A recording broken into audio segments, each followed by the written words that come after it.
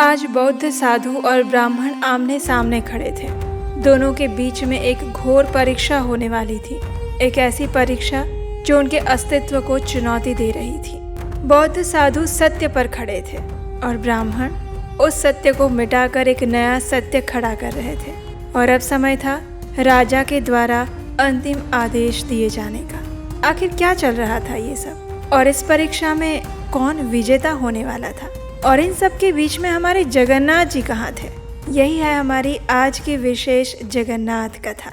चलिए आरंभ करते हैं।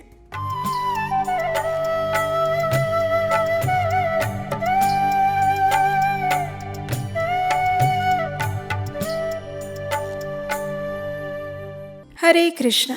आपने ये तो हमेशा सुना होगा कि जगन्नाथ जी अपने भक्तों के लिए विशेष कृपालु होते हैं, लेकिन क्या आपने ये सुना है कि भगवान जगन्नाथ सिर्फ अपने भक्तों के ही नहीं, संपूर्ण विश्व का ध्यान रखते हैं और उन सभी के लिए समान रूप से कृपालु बने रहते हैं।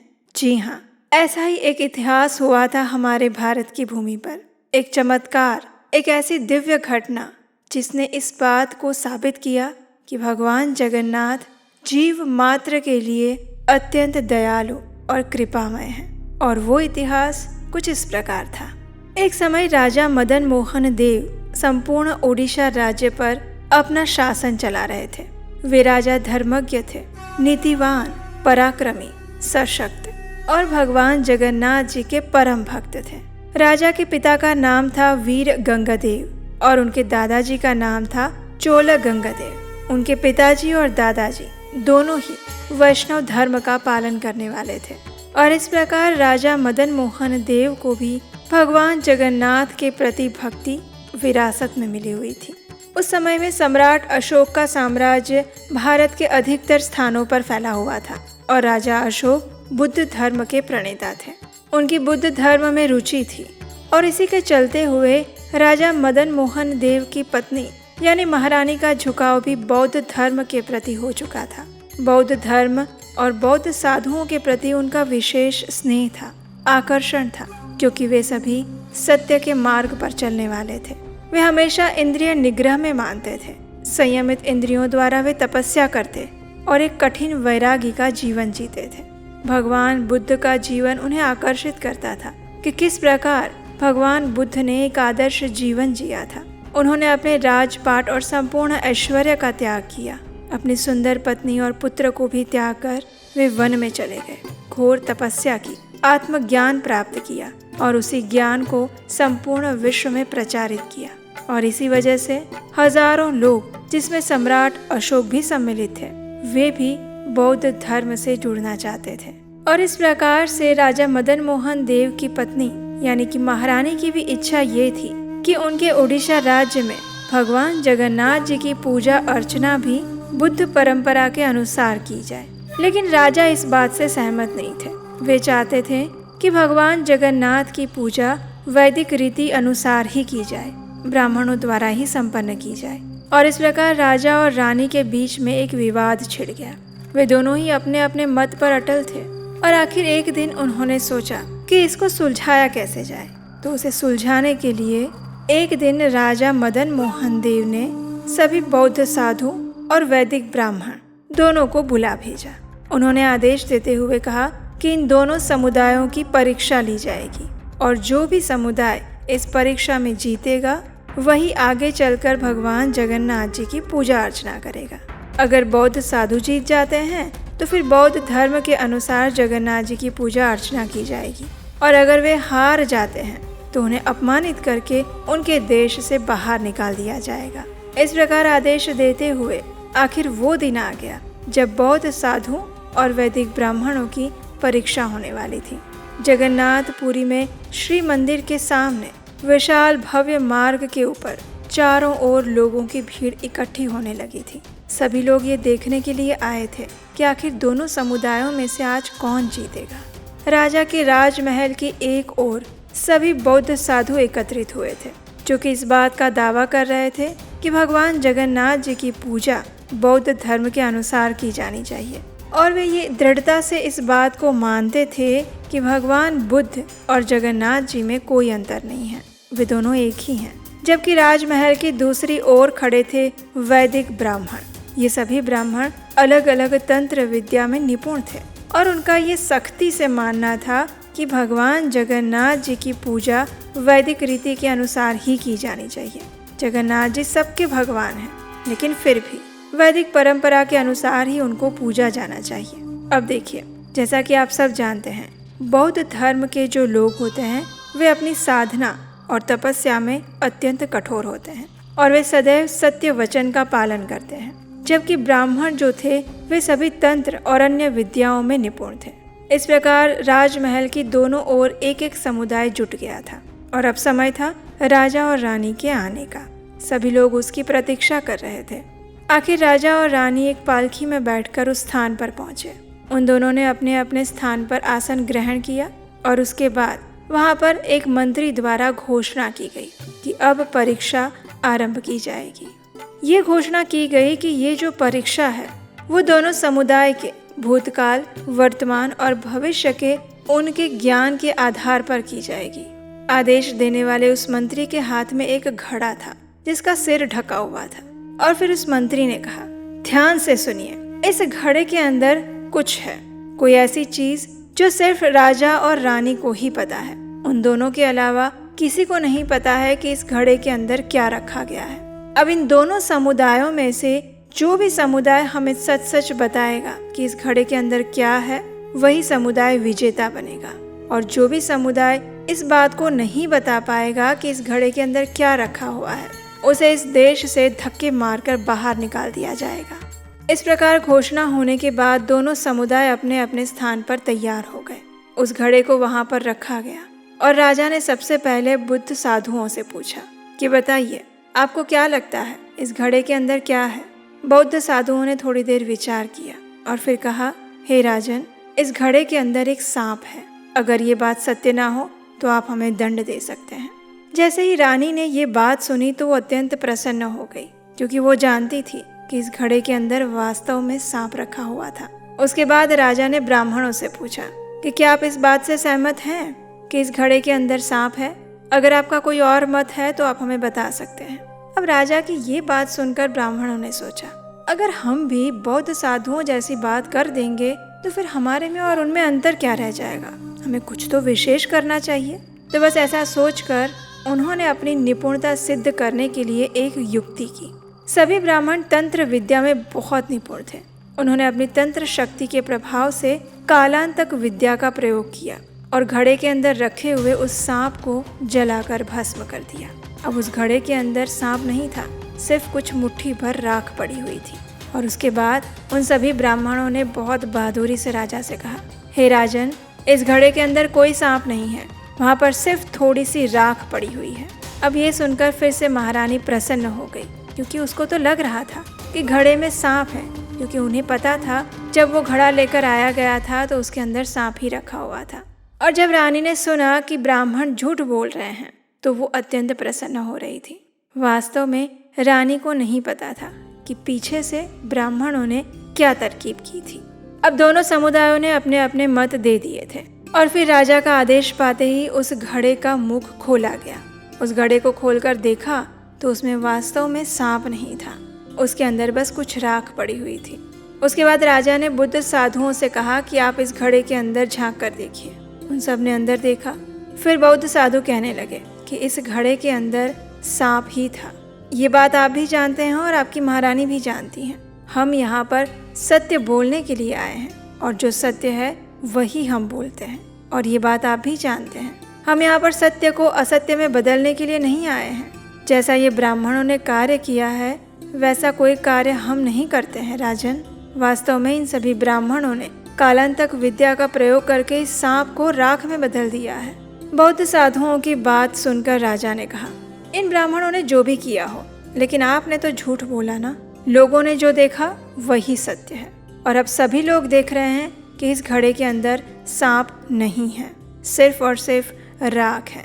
और इसलिए हे बौद्ध साधुओं, आपको हमारा देश छोड़कर अभी बाहर जाना होगा।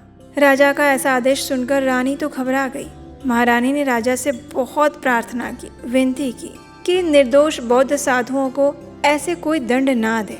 लेकिन राजा नहीं माने। रानी ने कहा कि ये परीक्षा सत्य के लिए थी। इन ब्राह्मणों ने धोखा दिया है, उन्होंने सत्य को बदल कर प्रस्तुत किया है, उनको दंड मिलना चाहिए। लेकिन राजा ने रानी की एक बात नहीं सुनी। दोनों के बीच में वाद विवाद होता रहा, लेकिन राजा के आदेश अनुसार जो सभी लोगों को दिख रहा था वही सत्य था और उसी को सत्य मानना चाहिए था। इस प्रकार राजा ने सभी ब्राह्मणों को आदेश दिया कि इन बौद्ध साधुओं को थक्के मार कर इस देश से बाहर निकाल दिया जाए। और ब्राह्मण भी इसी बात की प्रतीक्षा कर रहे थे। उन सभी ने मिलकर बौद्ध साधुओं को दंडित करना शुरू कर दिया। सभी ब्राह्मण मिलकर उन निर्दोष साधुओं को पैरों से मारने लगे, उन्हें धक्का देकर जमीन पर गिराने लगे। आखिर वे सभी बौद्ध साधु अहिंसक थे और इसलिए वे सभी पीड़ा को सहते रहे। उन्होंने कुछ नहीं कहा। उनमें से कुछ साधु के शरीर से खून निकल रहा था, कुछ मूर्छित हो चुके थे, लेकिन फिर भी वे इसका प्रतिकार नहीं कर रहे थे। ये सब कुछ देखकर बौद्ध साधुओं के सबसे बड़े गुरु महाप्रज्ञ जी वहां पर आए। वे अपने साधुओं की ऐसी स्थिति नहीं देख पा रहे थे, इसलिए उन्होंने राजा के पास जाकर कहा, राजन, आप इन निर्दोष साधुओं को क्यों दंडित कर रहे हैं? ब्राह्मण द्वारा इन्हें मारा जा रहा है। वे इतने कष्ट और पीड़ा में हैं, लेकिन फिर भी आप उन्हें कुछ भी नहीं कह रहे हैं। आप चुपचाप देख रहे हैं। ये अच्छी बात नहीं है राजन।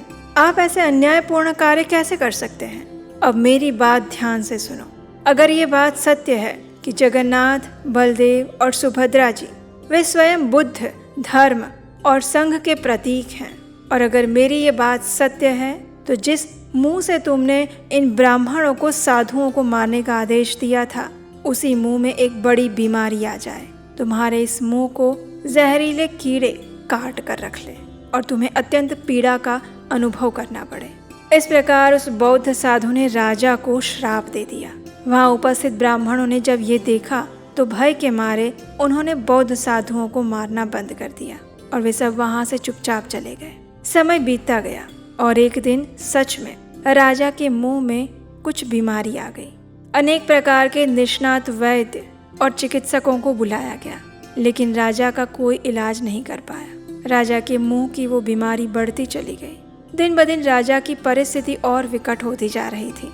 धीरे धीरे अब राजा ने खाना छोड़ दिया था। अब वो सिर्फ कुछ प्रवाही लेकर जिंदा रह रहे थे और आखिरकार एक दिन उनके मुंह में एक कीड़ा पाया गया। और इस अवस्था तक आते आते राजा ने बहुत कष्ट भोगा और अब सबको पता चल गया था कि उस दिन महाप्रज्ञ जी ने जो श्राप दिया था वो फलीभूत हो रहा था। हर प्रकार से लाचार और बेबस होकर अब राजा भगवान जगन्नाथ जी की शरण में जाते हैं। राजा को इस बात की समझ आती है कि भगवान जगन्नाथ सबके लिए समान है और सभी लोग उनकी पूजा कर सकते हैं, चाहे वो बुद्धिस्ट हो या स्मार्त ब्राह्मण। भगवान जगन्नाथ अपने भक्तों के हैं, चाहे वो भक्त कोई भी क्यों ना हो, स्त्री या पुरुष, बौद्ध या ब्राह्मण। और इस प्रकार राजा पश्चाताप करने लगे। धीरे धीरे राजा अब कमजोर हो रहे थे और अब वो अपना शरीर छोड़ने ही वाले थे। और एक रात्रि में महारानी राजा के पास बैठी हुई थी और राजा भगवान जगन्नाथ जी का ध्यान कर रहे थे, उन्हें प्रार्थना कर रहे थे। बार बार राजा मदन मोहन के मन में भगवान जगन्नाथ जी की वो बड़ी बड़ी सुंदर आंखें दिखाई दे रही थी। और उस रात कुछ अजीब सा हुआ, एक चमत्कार हुआ। वो मध्य रात्रि का समय था। महारानी को थोड़ी सी निद्रा आ गई और वो सो गई, लेकिन राजा जाग रहे थे, जगन्नाथ जी से प्रार्थना कर रहे थे। राजा ने कहा, हे परम दयालु भगवान जगन्नाथ, मुझे माफ कर दीजिए। मैंने उन बौद्ध साधुओं के प्रति बहुत बड़ा अपराध किया है। अब मुझे समझ आ चुका है कि आप कोई एक विशेष समुदाय के नहीं हैं, आप स्वयं पर ब्रह्म हैं। आप सभी समुदाय, जाति, संप्रदाय से ऊपर हैं। आप सभी साधकों के लिए एकमात्र आश्रय स्थान है। मैं मूर्ख था जो आपको सिर्फ वैष्णवों के भगवान के रूप में देखता था, लेकिन वास्तव में आप सबके भगवान हैं। मुझे क्षमा कर दीजिए। जैसे ही राजा ने ये प्रार्थना पूरी की, उसी समय राजा के संपूर्ण कक्ष में एक दिव्य आभा प्रकाशित हो गई। चारों ओर सफेद प्रकाश फैल गया और उस प्रकाश में महाप्रज्ञ जी प्रकट हुए। उन्होंने राजा से कहा, हे राजन, भगवान तथागत तुम्हें आशीर्वाद प्रदान करें और तुम्हारे इस अपराध के लिए तुम्हें क्षमा करें। आज के बाद कभी भी किसी को भी अन्यायपूर्ण रूप से दंडित मत करना। जाओ, जगन्नाथ जी की शरण लो और हमेशा उनको याद करो। उनकी कृपा से तुम जल्दी ही ठीक हो जाओगे। इतना कहकर महाप्रज्ञ जी अदृश्य हो गए और फिर राजा को आश्चर्य हुआ कि उसी क्षण उनकी सभी बीमारियां जा चुकी थी। ये देखकर राजा ने महाप्रज्ञ जी के प्रति अपनी कृतज्ञता व्यक्त की, उन्हें प्रणाम किया और फिर भगवान जगन्नाथ जी की शरण ग्रहण की जो उनके सामने खड़े थे। जगन्नाथ जी ने राजा से कहा, हे राजन, तुमने जो भी पाप कर्म किए थे वो सारे तुम्हारी इस पीड़ा के द्वारा अब समाप्त हो चुके हैं। अब तुम्हारा शुद्धिकरण हो चुका है। जाओ, अब मेरी सेवा में फिर से अपना मन और तन लगाओ। और जिस पात्र के अंदर वो जो घड़ा था जिसका प्रयोग करके तुमने बौद्ध साधुओं की परीक्षा ली थी, उस घड़े को भोग मंडप के ऊपर में रखवाना। लोग इस घड़े को देखेंगे और हमेशा याद रखेंगे कि अगर कोई व्यक्ति असत्य बोलता है तो उसका क्या परिणाम आता है। ये बात सभी को याद रहनी चाहिए। इतना कहकर हमारे जगन्नाथ जी अदृश्य हो जाते हैं और राजा मदन मोहन देव अपनी बीमारी से उसी क्षण पूर्ण रूप से ठीक हो जाते हैं। वे अत्यंत प्रसन्न होते हुए उठते हैं और अपनी रानी को जगाते हैं, उन्हें सारी बात सुनाते हैं और ये देखकर रानी भी बहुत प्रसन्न हो जाती है कि आखिर उनके राजा ठीक हो गए और जगन्नाथ जी ने बौद्ध साधुओं के प्रति अपनी करुणा दर्शाई। उसी क्षण रानी राजा की सेज के पास एक नीले रंग की बिंदी देखती है जो कि वास्तव में एक नीलमणि था और राजा तथा रानी दोनों ही जानते थे कि ये नीलमणि भगवान जगन्नाथ जी का आभूषण था और इसका अर्थ है स्वयं भगवान यहाँ पर आए थे। राजा और रानी दोनों ही इस नीलमणि को अपने सिर पर लगाकर उसे प्रणाम करते हैं और फिर तुरंत ही प्रातःकालीन दर्शन करने के लिए भगवान जगन्नाथ जी के मंदिर में जाते हैं। और फिर राजा आदेश देते हैं कि उस पात्र को, उस घड़े को भोग मंडप में रखा जाए और राजा की उसी आज्ञा का पालन करते हुए आज के समय में भी भोग मंडप के अंदर वो बड़े से पात्र को रखा गया है। अगर आप जगन्नाथपुरी मंदिर में जाएंगे तो वहाँ पर भोग मंडप में आपको वो पात्र दिखाई देगा जो कि हमें याद दिलाता है कि कभी भी कोई भी अन्यायपूर्ण कार्य नहीं करना चाहिए और असत्य का साथ नहीं देना चाहिए। तो ये थी हमारी आज की जगन्नाथ जी की सुंदर कथा। तो कैसी लगी आपको आज की हमारी ये विशेष कथा? क्या आपने ये कथा पहले सुनी थी? हमें नीचे कमेंट बॉक्स में लिख कर बताइए। और अगर आप कभी भोग मंडप में गए हैं तो क्या आपने ये पात्र को वहाँ पर देखा है? ये भी हमें बताइएगा। चलिए अब बात करते हैं एक गुड न्यूज़ की। आखिर 3 साल बाद फिर एक बार हम आपके लिए वही विशेष आत्मसात कोर्स लेकर आ रहे हैं। हमारी लाइफ की प्रैक्टिकल प्रॉब्लम्स का रियलिस्टिक सॉल्यूशंस भगवत गीता से कैसे मिल सकता है, यही चीज़ हम सीखेंगे 18 सत्रीय इस आत्मसात कोर्स के अंदर। ये कोर्स सिर्फ महिलाओं के लिए है। Women can register themselves. उसका लिंक नीचे डिस्क्रिप्शन बॉक्स में दिया गया है। उस गूगल फॉर्म को भर के आप अपने आप को रजिस्टर कर सकते हैं इस कोर्स के लिए। कोर्स से जुड़ी हुई और भी जानकारी नीचे डिस्क्रिप्शन बॉक्स में मिल जाएगी। भगवत गीता तो हम कई बार पढ़ते हैं, लेकिन उनमें भगवान के द्वारा बताई गई शिक्षाओं को हम अपने जीवन में कैसे उतार सकते हैं, और वो भी आज के आधुनिक समय में भगवान की वो शिक्षाएं हमारे जीवन में कितनी प्रैक्टिकल हैं, हम उसे अपने जीवन में कैसे आत्मसात कर सकते हैं। यही विषय है हमारे इस 18 सत्रीय भगवत गीता कोर्स का, जिसका नाम है आत्मसात। तो जल्दी कीजिए, आज ही अपने आप को रजिस्टर करें इस कोर्स के लिए। ये कोर्स हम आने वाले दिसंबर महीने में स्टार्ट करने वाले हैं। सीटें बहुत लिमिटेड हैं, इसलिए फर्स्ट कम फर्स्ट सर्व के बेसिस पर आपका रजिस्ट्रेशन दर्ज किया जाएगा। तो अगला नोटिफिकेशन आने की वेट मत कीजिएगा, आज ही अपने आप को रजिस्टर करवाइए। और हम आपको विश्वास दिलाते हैं कि इस कोर्स को करने के बाद आपको भगवत गीता से जुड़ी हुई ऐसी शिक्षाएं और ऐसी इंसाइट्स मिलेंगी जिसके बारे में ना आपने कभी सुना होगा और ना सोचा होगा। महिलाओं के लिए ये कोर्स बहुत ज़्यादा यूनिक, प्रैक्टिकल और बेनिफिशियल होने वाला है। तो जल्दी से अपने आप को और अपने फ्रेंड्स को इस कोर्स के लिए रजिस्टर करने के लिए प्रेरित करें। इस कोर्स की संपूर्ण जानकारी और गूगल फॉर्म का लिंक नीचे डिस्क्रिप्शन बॉक्स में है, वहां जाकर फिल कर सकते हैं। ऐसे ही भगवान जगन्नाथ जी की सुंदर कथाएं सुनते रहने के लिए आपके अपने चैनल उपदेशाष्टकम को सब्सक्राइब करके रखिए। इस वीडियो को लाइक अवश्य कीजिएगा अगर आपको कथा अच्छी लगी है, और इस कथा को अधिक से अधिक लोगों तक शेयर कर दीजिए ताकि भगवान जगन्नाथ जी की करुणा और कृपा इस कथा के माध्यम से प्रत्येक व्यक्ति तक पहुँचे। और हम आपसे मिलेंगे भगवान जगन्नाथ जी की ऐसे ही सुंदर कथाओं के साथ बहुत जल्द। हरे कृष्ण।